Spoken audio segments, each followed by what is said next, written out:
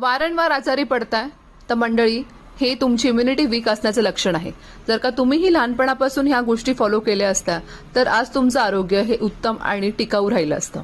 तर लक्षात घ्या की आज मी या शॉर्ट्समधून 3 अशा महत्त्वाच्या गोष्टी तुम्हाला शेअर करणार आहे जेणेकरून तुमची इम्युनिटी तुम्हीही स्ट्रॉंग ठेवू शकता.